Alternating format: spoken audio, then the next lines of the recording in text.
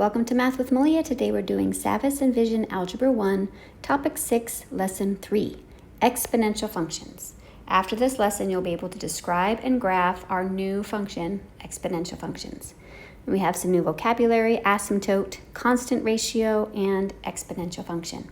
For the exploring reason, we have these two pieces of paper we're going to fold. The first one we fold accordion style 5 times. The second one we're going to fold in half 5 times.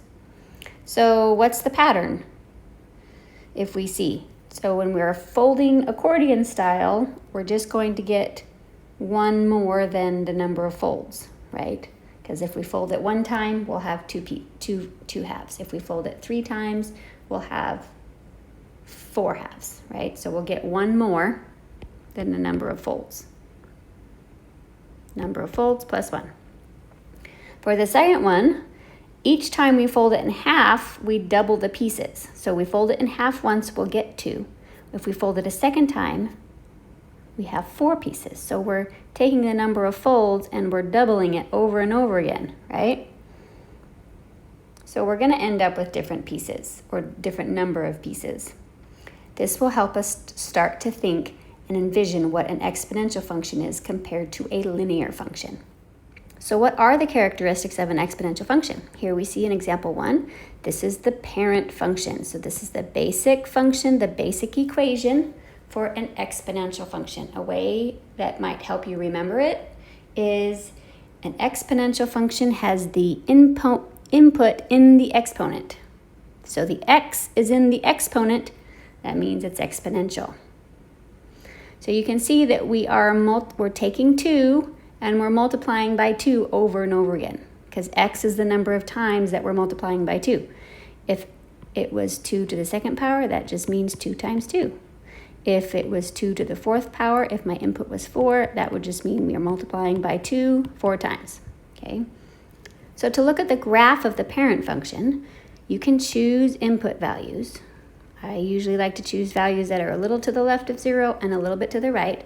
So then if we plug in this input into our function rule, that would be 2 to the negative 2, which is 1 over 2 squared, which is 1 over 4th. Or 2 to the negative 1, which is 1 over 2 to the 1st, which is 1/2. So if we plot these ordered pairs, x comma f of x, we plot the ordered pairs and we get this graph. And you can see that it has this curve, okay? It increases and increases, and it starts to increase faster and faster because we're doubling over and over again. We're multiplying by 2 over and over again. So each time you multiply by 2, it gets bigger and bigger, faster and faster. If I take 2 and double it, I get 4. But if I multiply that again by 2, 4 times 2 is 8. So I'm increasing, I'm jumping higher in my outputs faster. So we have a constant factor of 2, a constant number we are multiplying by over and over. You can also notice here, it seems to get really close to 0, but it starts to level out and it will never approach the x-axis. It will never get to 0. Notice where the y-intercept is. When x equals 0, y equals 1. So there's our y-intercept. As the x values approach negative infinity, so moving to the left forever and ever, we get close to 0 but never actually get there. So when we get close to 0 but never get there, that's called the asymptote. So it's approaching that line where y equals 0, it's approaching the x-axis, but it's never actually getting there. So for that reason, our range, it's not going to be equal to 0, it's just going to be greater than 0. Okay, because again, if I were to draw that graph, it approaches 0, but never quite gets there. Okay, it levels off, never quite gets there to 0. So my domain, since it's all the way to the left and all the way to the right, my domain would be all real numbers, but the range is only greater than 0. This again is for the parent function, the basic exponential function.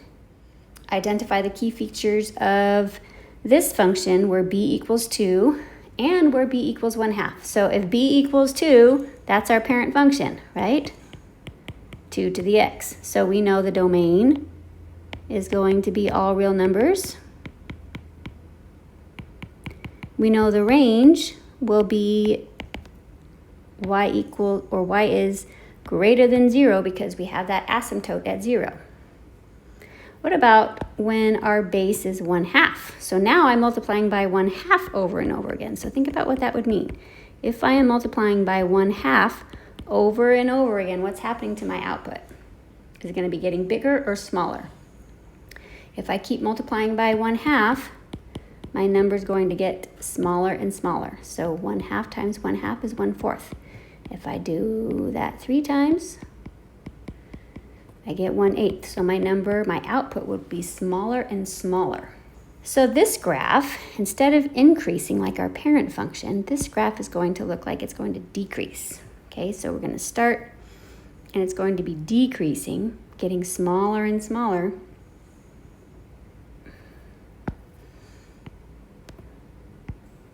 And we still have that asymptote at 0. So our output now is decreasing. It's getting smaller and smaller, but we're still approaching 0, so we still have an asymptote at 0. The domain is still going to be all real numbers. But instead of our graph increasing, our graph will be decreasing. Example 2, graphing exponential functions. So here's an application problem. We have a network administrator using this function. Okay, so it's different than our parent function. It's going to be increasing because we're multiplying by 5 over and over again. This models the number of computers a virus spreads to after X hours. X is our input. If there are 1,000 computers in the network, how many hours will it take for the virus to spread to the entire network? So we can make a table. We're just going to have positive values for our inputs because X is the number of hours and we can't have negative hours. So we'll just start at 0 and go up to 5. And if we plug that input into our function rule, we can get these outputs. You can see that each time we're multiplying by 5, over and over again, our number increases very quickly. Okay, so here after 5 hours, we get 3,125, which is more than the number of computers they have. They only have 1,000 computers, so we can't do that one. This one is not valid because they don't have that many computers in their network. So it happens somewhere in between 4 and 5. Okay, it happens somewhere in between. If we were to graph these points, we can see that somewhere in between 4 and 5, our graph would get to 1,000. Somewhere in between 4 and 5. And we could estimate that. They gave us about 4.3. Okay, on our graphing calculator, instead of graphing the table, we can actually just put it into y equals. So let's turn off our plots at the top. I'm going to unhighlight it, and I'm going to put in that function 5 to the x. So there's my exponential function, and let's graph it. So we can see there's our exponential function. You see it has the asymptote at 0. It never quite gets there. Then let's take a look at our table. So second graph gets you to the table feature.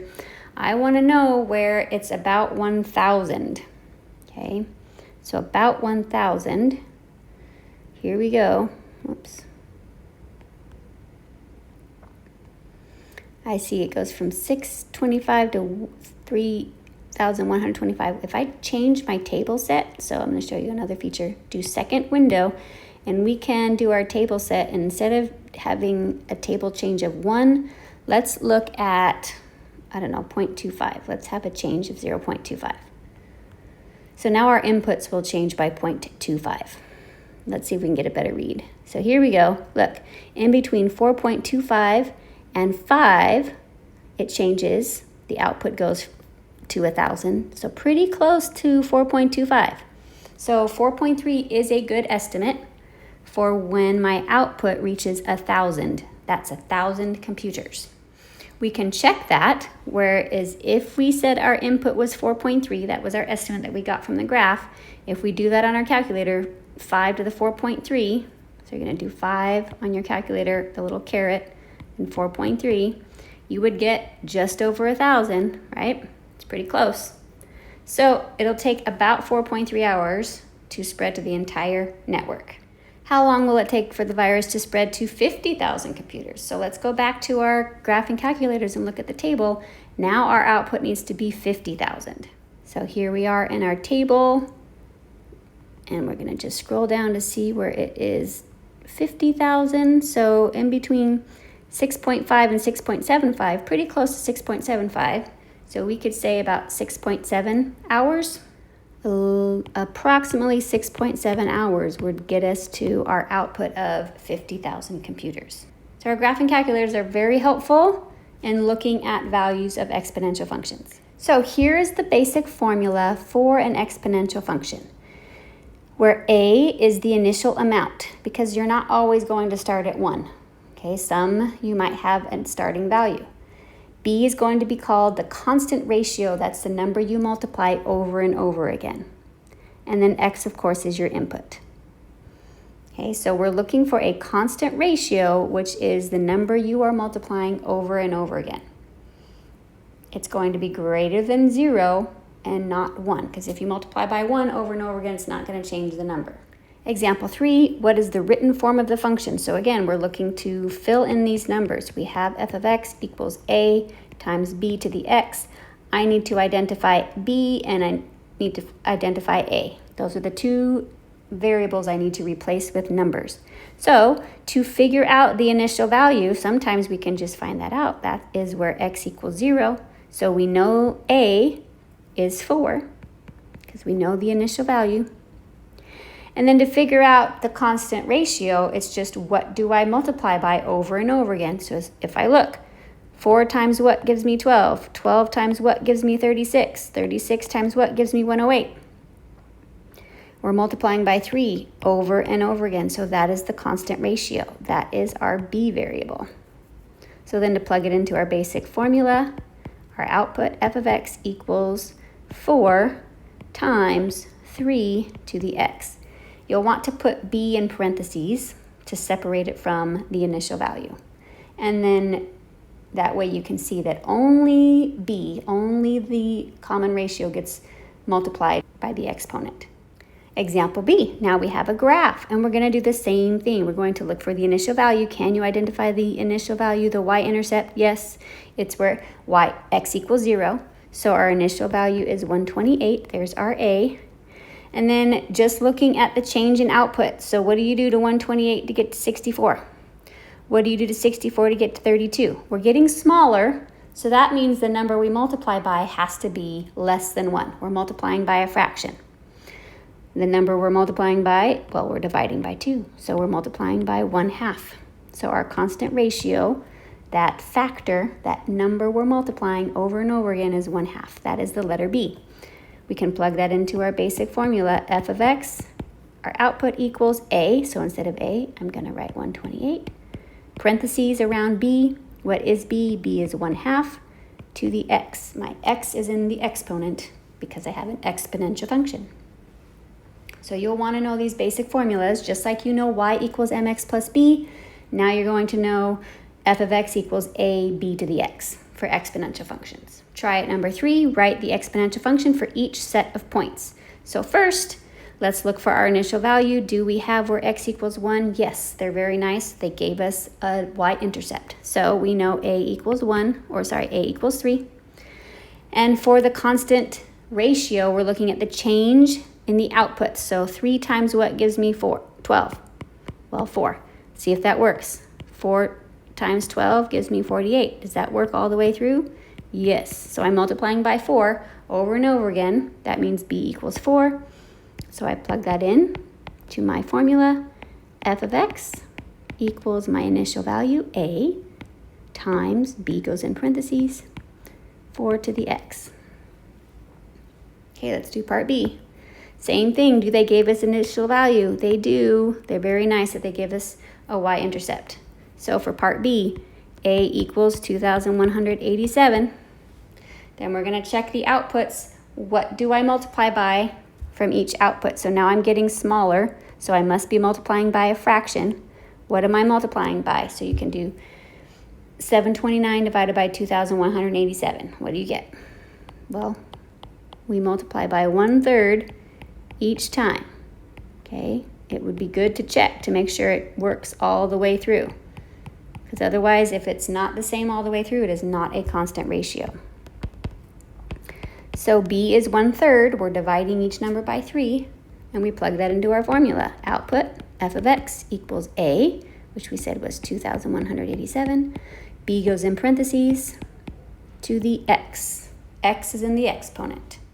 Example 4, comparing linear and exponential functions. So this is important because we have two functions now, and sometimes one function applies and the other one doesn't, so we want to see what's the difference. Talisha is offered 2 pledge options for donating to a charity. Which option will increase the pledge amount faster over time? So which one will increase faster over time? Meaning which one will the total amount grow faster over time? So for option A, $100 for the first week, and each week she gets the same amount. She's increasing by $25. So the initial amount is 100, so there's our initial value, and we're adding 25 each time. This is a constant rate, right? And if we're adding over and over again, is this linear or exponential? Well, we know with exponential, we're multiplying over and over again. When we add over and over again, this is just linear. So this is a linear function. We can write it like y equals mx plus b. So our output would be determined by the rate. What is the rate of change? I'm adding 25 each week plus my starting value. Okay, so there's the equation, the linear equation. After 5 weeks, we're at 225, so let's keep that in mind. Let's compare it to option B. Option B, we start with only $1, so our initial amount is very small, okay? But we triple the value every week, so now we're multiplying by 3 over and over again. If we're multiplying by 3 over and over again, we have a constant factor or a constant ratio. So that tells us we're multiplying by 3 over and over again. This is exponential. How would we write this equation? F of x output equals the initial value, which is 1, times my constant ratio goes in the parentheses, multiplying by 3 over and over again. So there's our equation for this function. How much money do we have after 5 weeks? We have 243. So if we're tripling it, so just imagine, what would be week 6? We would triple 243. We would have a lot more money than just adding $25. So option B would increase faster over time. I'm going to draw something really quick. So typically, if we have a linear function, okay, it increases at a constant rate.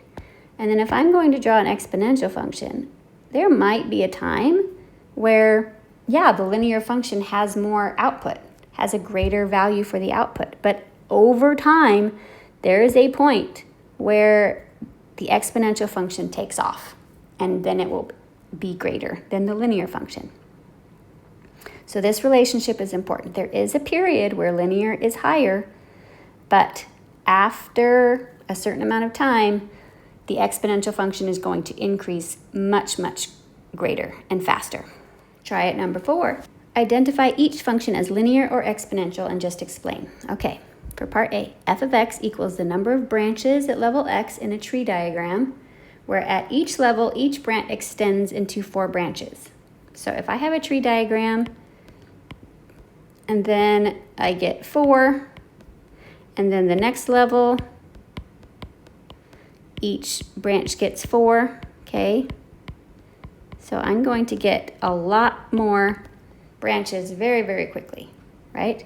I'm multiplying by 4 branches every time. So for part A, this is exponential. We are multiplying by 4. We have a constant ratio of 4. For part B, f of x equals the number of boxes in a row of a stack in which each row increases by 2 boxes. So here's my first row, and the next row is going to increase by 2, so now it's going to have 3 boxes, and the next one's going to increase by 2, so now I'm going to have 5 boxes, okay? I'm just adding 2 each time. This is linear. We just have adding over and over again, so this is a linear function, okay? We have a constant rate, but it's called a common difference. We're just increasing by 2 each time instead of multiplying. We made it to the concept summary for exponential functions. Again, make sure you remember the basic formula for exponential functions and how to identify A, the initial value, and B, the constant ratio, the number that you are multiplying over and over again. You can figure that out from a table by looking at the change in the output, or you can identify B from the graph and again, looking at the change in the output. A is, of course, the y-intercept or the initial value. If you have any questions, put them in the comments. Make sure and like and subscribe and come back for lesson 4.